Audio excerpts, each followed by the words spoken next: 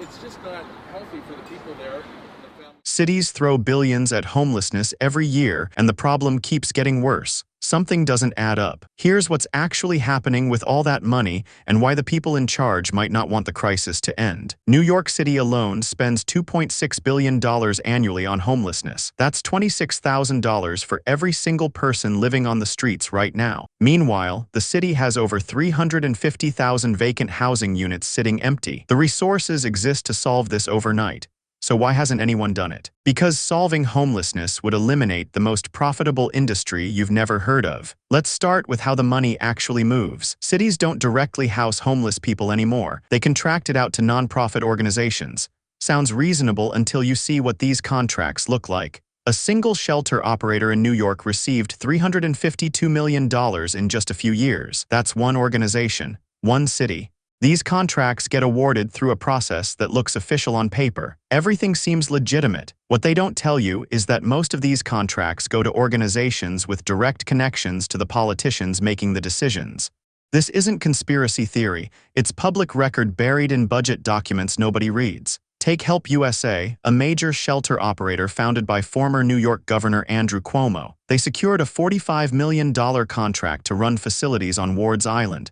Sounds impressive until you visit the actual shelters, black mold covering walls. But here's where it gets interesting. Despite these conditions, Help USA requested another $45 million to continue operations. And they got it. The worse the conditions, the more funding they could justify requesting. The incentive structure is completely backwards. If you're running a homeless shelter and you actually solve homelessness, you lose your funding. But if you keep people barely surviving in terrible conditions, the government keeps writing checks. Someone figured this out decades ago. Now it's become the business model. Look at how organizations price their services. One nonprofit charged the city $10,000 per person to provide basic shelter for a year. Sounds reasonable until you break down what that actually buys. A bed in a room shared with 20 other people. 2 meals a day of questionable quality. No privacy. No security, no path to permanent housing. Private landlords rent studio apartments for less than that in the same neighborhoods, but cities don't contract with landlords. San Francisco spent $1.7 million to build a single public bathroom, one bathroom. The project took over 2 years. When questioned about the absurd cost, city officials simply shrugged and said that's what the Parks Department told them it would cost. The money got approved and disappeared into contractor invoices that nobody scrutinized. This same pattern repeats across every major city dealing with homelessness: Los Angeles, Seattle, Portland, Denver. Meanwhile, the people actually living on the streets see almost none of this money. They're handed a peanut butter sandwich that cost the city $8 to provide through contracted food services. They receive job training from programs that spend 60% of their budget on administrative overhead. Some operators have turned this into an art form. Jack Brown ran Core Services Group, which operated shelters throughout New York. His organization pulled in $352 million in funding. What did Brown do with all that money? Started his own security company and hired it to guard his shelters. Launched a maintenance business and contracted it to repair his facilities. Created a catering company called Flavor Foods and paid it to feed shelter residents. Every dollar the city gave him, he funneled into businesses he owned. His personal salary exceeded $1 million annually. His mother got hired at a 6-figure salary. His brother, too. When investigators finally looked into his operations, Brown's response was simple. He was proud of what his organization achieved. And technically, he wasn't wrong. Core Services Group did exactly what it was designed to do: extract maximum profit from homelessness funding while providing minimum services. But the truly disturbing part isn't that people like Brown exist. It's that the system actively rewards this behavior. Cities continue renewing contracts with organizations that have documented records of failure. Politicians keep funneling money to operators with obvious conflicts of interest. Wrap yourself in the language of compassion while running a profit machine, and if anyone calls you out, just ask them why they hate the homeless. What's really happening behind those nonprofit walls, though, makes Brown's operation look almost quaint. Denise Perry operated a Bronx nonprofit that received over $10 million from New York City. The money was supposed to provide shelter and food for families in desperate situations. Instead, Perry treated the nonprofit like her personal ATM, gym memberships at upscale fitness centers. shopping sprees at Tiffany's and other high-end retailers. She funneled $2.3 million directly into paying off her credit card bills. When investigators finally caught her,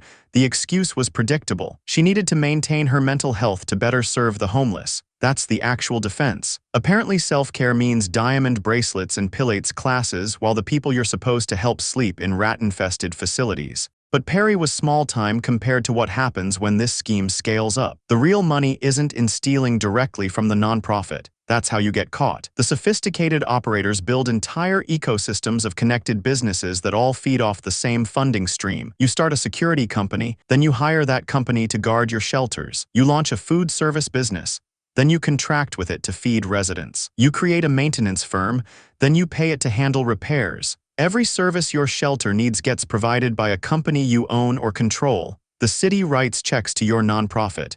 Your nonprofit writes checks to your businesses.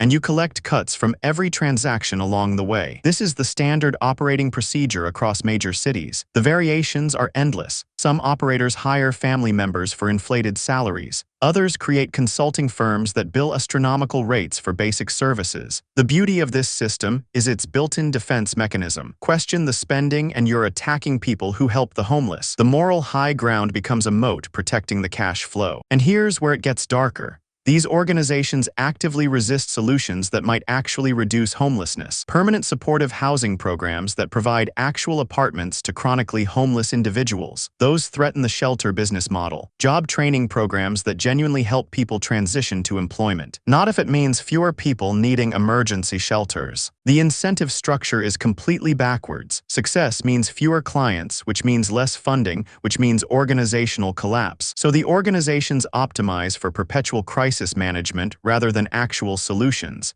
They provide just enough service to justify continued funding while ensuring the problem never quite goes away. Consider what happens when someone proposes a simple, direct solution. San Diego experimented with giving homeless people monthly cash payments with no strings attached. Results showed people used the money responsibly, found housing faster, and had better mental health outcomes. Cost per person was a fraction of traditional shelter programs. So naturally, the homelessness services industry fought against expanding the program. Why? Because direct cash payments eliminate the middleman, just money going directly to people who need it. The horror. Los Angeles tried a similar approach with tiny home villages. Small individual units that cost about $30,000 each to build and install. Compare that to shelters billing $200 per person per night. A single tiny home pays for itself in 5 months compared to traditional shelter costs. But the nonprofit sector pushed back hard, claimed tiny homes weren't dignified enough, argued people needed wraparound services that only established organizations could provide. Any solution that might actually work at scale gets opposed by the very organizations claiming to care most about homelessness. They'll support pilot programs that look good in press releases, but never threaten the existing funding structure. They'll champion initiatives that create new service categories requiring professional management, but direct, efficient solutions that eliminate the need for intermediaries. Those get buried in feasibility studies. Meanwhile, the people living on streets watch billions of dollars flow through a system that somehow never reaches them in meaningful ways. They see construction crews building shelters that cost more per square foot than luxury apartments. They receive meals from contracted food services that charge restaurants prices for cafeteria quality. And they're not stupid. They know the game. Many refuse to use shelters because the conditions are deliberately kept bad enough to discourage long-term stays. Some avoid services entirely because navigating the bureaucracy is more exhausting than surviving on the streets. Others play along, going through the motions of programs designed to look helpful rather than actually be helpful, because it's the only way to access basic necessities. The cruelty isn't incidental, it's structural. A system genuinely designed to end homelessness would work very differently. What exists instead is an industry that's grown comfortable with crisis. That's discovered perpetual emergency is more profitable than actual solutions. The question isn't whether individuals within this system care about homeless people. Many probably do. The question is whether caring matters when the incentives point in the opposite direction. When your salary depends on homelessness continuing, when your organization's existence requires perpetual need, what happens to good intentions? Industries built on managing social problems rarely solve them. The prison system hasn't eliminated crime. The healthcare system hasn't eliminated disease. The education system hasn't eliminated inequality, not because these systems are incapable, but because solving the problem completely means dismantling the infrastructure that profits from it. Cities that have actually reduced homelessness significantly did so by going around the established nonprofit sector. Houston cut its homeless population by 60% over a decade, not by funding more shelters, but by adopting a housing-first approach that prioritized getting people into apartments immediately. The city coordinated directly with landlords, provided rental assistance, and skipped the intermediary service providers entirely. When researchers calculated the total expenses of homelessness, they found that simply giving people apartments was cheaper than leaving them on the streets. This shouldn't be revolutionary information, yet it gets treated like radical thinking because it threatens billions in contracted services. Finland took this approach national. The country has virtually eliminated homelessness not through expanded shelters, but by treating housing as a right rather than something people must earn through compliance with service programs. But replicating it here would require acknowledging that the current approach is designed to sustain itself rather than solve anything. The resistance to these proven models reveals the truth about priorities. When faced with evidence that direct housing works better and costs less, the response from the homelessness industry isn't enthusiasm but concern. Consider what happens when cities announce plans to build affordable housing in neighborhoods where nonprofit executives live. Suddenly, those passionate advocates for the homeless discover reasons why this particular location isn't suitable. The same arguments used by everyone else who doesn't want homeless people nearby. Compassion apparently has geographic limits that coincide with property values.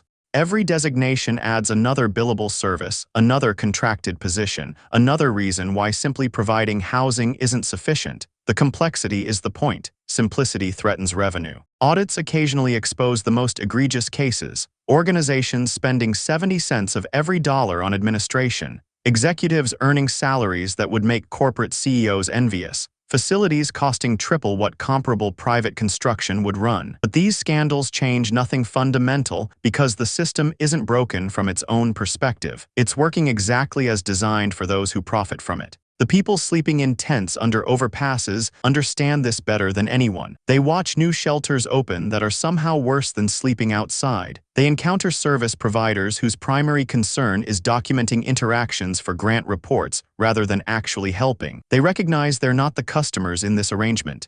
They're the product. Breaking this cycle requires confronting an uncomfortable reality about how social services function in America. The current model assumes that helping people requires employing lots of other people to do the helping. But what if the most effective help is also the simplest? What if the solution to homelessness is just homes, and everything else built on top of that is unnecessary scaffolding designed to justify budgets? Some cities are testing universal basic income programs specifically for homeless populations. Early results show people spend the money on exactly what you'd expect: rent, food, transportation to job interviews, not drugs, the things that allow someone to stop being homeless. These programs cost a fraction of traditional services and produce better outcomes. The question facing taxpayers is whether they want to fund solutions or fund an industry. $2.6 billion annually in New York alone. Multiply that across every major American city. That's not funding going to help homeless people. That's funding going to help people who help homeless people. Real solutions exist. They've been tested, they work, they cost less, they produce measurable results. They just happen to threaten a very profitable status quo, so they get implemented in small pilot programs that look good in press releases but never scale up to actually solve anything. The homelessness industry is incentivized to perpetuate homelessness while appearing to fight it. Not because individuals within the system are evil. Changing outcomes means changing incentives. Right now, nobody with power wants incentives changed. The money's too good where it flows currently, and restructuring threatens too many comfortable positions. So nothing changes, and the people who actually need help remain exactly where the system needs them to stay, visible enough to justify spending, but never actually leaving the streets in numbers that would threaten funding. The math was always simple. Solutions exist and work. But solutions don't employ administrators, don't generate contracts, don't justify next year's budget increase. So the crisis continues, carefully managed by people who have discovered that compassion makes excellent cover for what's really just another way to extract money from taxpayers, while changing nothing.